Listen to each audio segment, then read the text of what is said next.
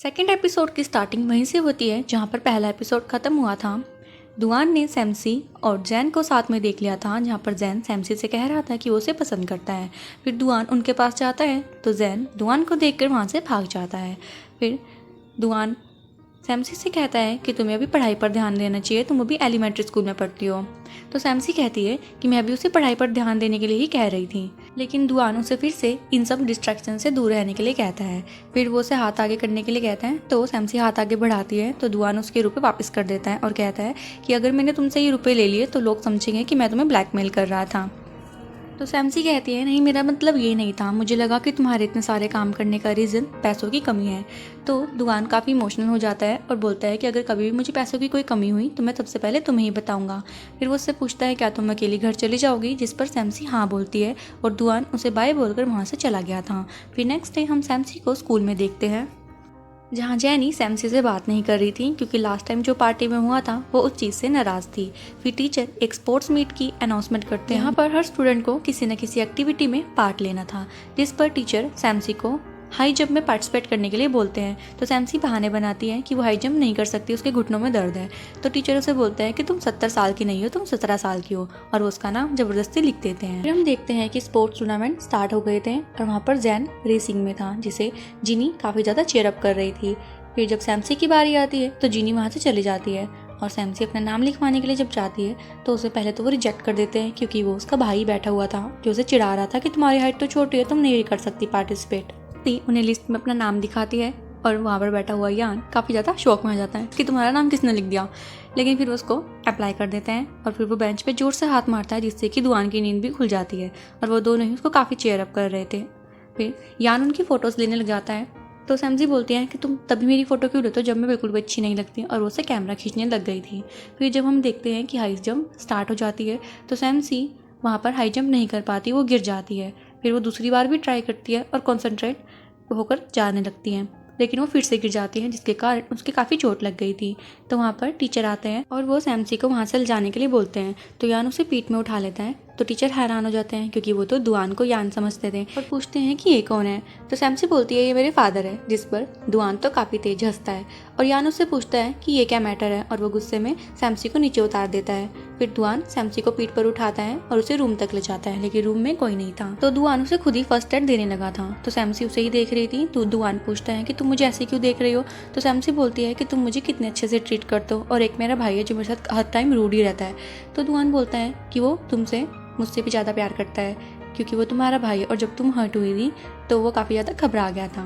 फिर यान वहाँ पर आता है और तब दुआन उसे बताता है कि मैंने फर्स्ट एड तो दे दी है, लेकिन तुम्हें इसको हॉस्पिटल ले जाना ही होगा।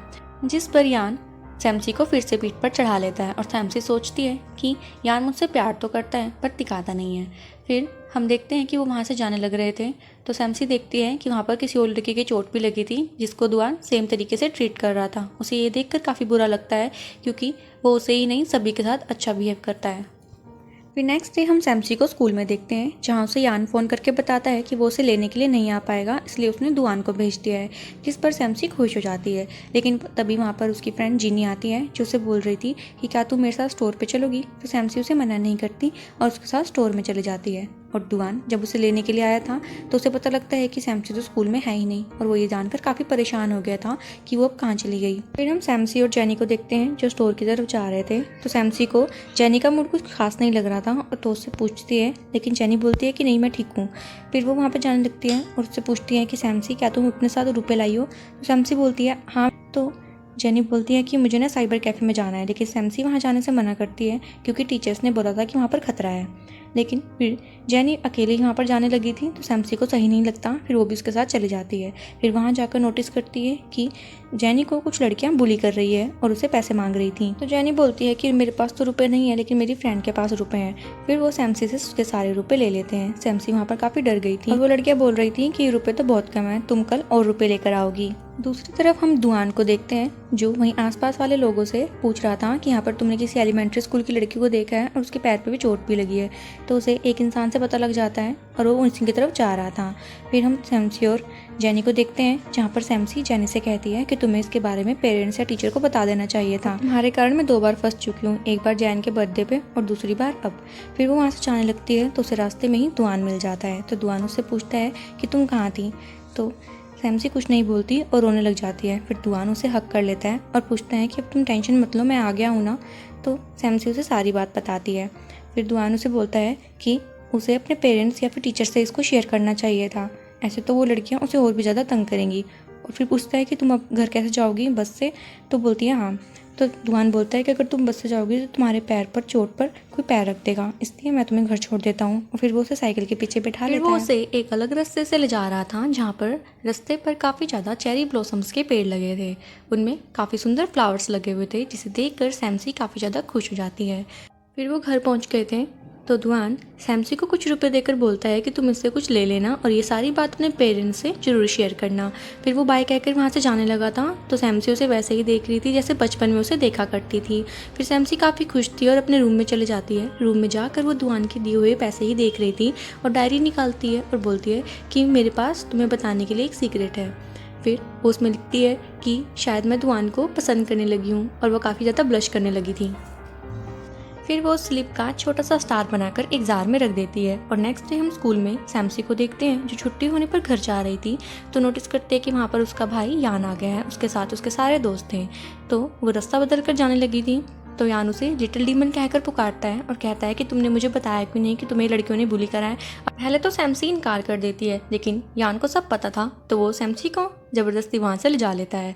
फिर वो उससे उन लड़कियों का पता पूछता है जिस पर सैमसी उन्हें बता देती है। लेकिन फिर यान बोलता है कि वो 3 लड़कियाँ हैं और हम 4 लड़के। फिर वो सैमसी के साथ अपने एक दोस्त को वहीं खड़ा रखता है और फा और दुआन के साथ उन लड़कियों के पास पहुंच जाता है। फिर वहाँ वो देखते हैं कि वो लड़कियाँ सिगरेट पी रही थी तो यान उनके हाथ से वो सिगरेट का डब्बा ले लेता है और नीचे फेंक देता है। तो लड़कियाँ पूछती है तुम कौन हो, हम नहीं तुम्हें जानते हैं, तुम ऐसा क्यों कर रहे हो। तो यान बोलता है तुम्हें याद नहीं कल तुमने एक लड़की को बुली किया था, वो मेरी ही बहन थी और तुमने उससे 50 युआन भी लिए थे, जल्दी से उसका पर्स वापस कर दो। इस पर वो लड़कियाँ बोलती है कि नहीं हमने तो ऐसा कुछ नहीं किया। तो यान उसे घूरने लग जाता है। फिर वो लड़कियाँ उसका पर्स वापस कर देती है। तो यान उन्हें समझाता है कि तुम अभी स्कूल में हो इसलिए तुम्हें अभी पढ़ाई पर ध्यान देना चाहिए और ऐसे लड़कियों को तंग नहीं करना चाहिए। जिस पर वो लड़की पहले तो मान जाती है और फिर जब वो वहाँ से जाने लगे थे तो दुआन उनसे रुक कर पूछता है कि तुम्हारा लीडर कौन है। जिस पर वो लड़की बोलती है मैं ही हूँ। तो दुआन उसके पास गुस्से में जाने लगा था तो वो लड़की काफ़ी डर गई थी और वो उससे बोलता है कि वायलेंस से कुछ नहीं होगा, इसलिए अपनी पढ़ाई पर ध्यान लगाओ और लड़कियों को परेशान करना बंद करो। फिर वो वहाँ से जाते हैं और फिर यान सैमसी को उसका पर्स देता है जिसे देखकर वो काफ़ी खुश हो गई। वो वहाँ से चले जाते हैं और हमें सैमसी का पास दिखाया था जहाँ वो दुआन को याद करके बोल रही थी कि वो काफ़ी अच्छा है, वो हर वक्त मेरी मदद करता है और मैं बड़ी होकर बिल्कुल उसी की तरह बनूंगी। फिर सीन प्रेजेंट में शिफ्ट करते हैं जहाँ सैमसी को जीनी का एक लेटर मिला था जिसमें कि उसने सॉरी लिखा हुआ था। अब जीनी स्कूल में नहीं थी क्योंकि उसके पेरेंट्स ने उसका ट्रांसफ़र करवा दिया था किसी पर्सनल रीज़न के कारण, जिस पर सैमसी को भी काफ़ी बुरा लगता है। फिर नेक्स्ट पीरियड में टीचर उनका एक टेस्ट लेता है जिसमें कि उन्हें माई ड्रीम पर एक ऐसे लिखना था। फिर वो सब ऐसे लिखते हैं और हम सैमसी को घर पर देखते हैं जहाँ वो अपनी डॉल से खेल रही थी कि उसके पेरेंट्स अंदर आते हैं। सैमसी को उसका रिजल्ट दिखाते हैं तो सैमसी देखकर काफ़ी खुश हो गई थी क्योंकि वो फिजिक्स में पास हो गई थी। तो उसके फादर बोलते हैं इसमें इतनी खुश होने की क्या बात है। तो सैमसी उन्हें बताती है कि उसे फिजिक्स बिल्कुल नहीं पसंद और उसे भी नहीं पता कि वो पास कैसे हो गई। तो उसके पेरेंट्स उसे समझाते हैं कि तुम्हारा कुछ ड्रीम होना चाहिए, तुम अपने करियर को लेकर क्या सोचती हो। तो सैमसी बोलती है कि फिजिक्स कहीं पर भी काम नहीं आने वाली, मैं अपने ड्रीम में बस एक अच्छी लाइफ जिसमें कि लव और पीस हो। सैमसी की ऐसी बातें सुनकर उसके डैड उसे बोलते हैं कि हमें इसके लिए ट्यूटर रखना होगा, जो कि और कोई नहीं यान ही था। जिस पर सैमसी और यान दोनों ही खुश नहीं थे, लेकिन फिर भी यान सैमसी को पढ़ाने लगता है। लेकिन सैमसी बिल्कुल भी इंटरेस्ट नहीं दिखा रही थी, वो कुछ अजीब सी हरकतें करने लगी थी जिस पर यान फ्रस्ट्रेट हो जाता है और वो फिर से टॉम एंड जेरी की तरह लड़ने लगे थे। वो दोनों भाई बहन लड़ते वक्त काफ़ी क्यूट लग रहे थे और ये सीन काफ़ी फ़नी भी लग रहा था। जिस पर जब सैमसी को लगता है कि वो हारने लगी है तो वो बेड पर जाकर लेट जाती है और रोने लगी थी। फिर रात को वो अपने पेरेंट्स के सामने एक दूसरे की शिकायत कर रहे थे और बोलते हैं कि मैं इसे नहीं पढ़ाऊंगा और सैमसी बोलती है कि मैं इसे नहीं पढ़ूंगी। जिस पर उसके फादर मान जाते हैं और दूसरे ट्यूटर की अरेंजमेंट करने के लिए बोलते हैं। फिर सैमसी बोलती है कि मैं यान के रूम में ही पढ़ूंगी। पहले तो यान मना करता है लेकिन फिर मान जाता है।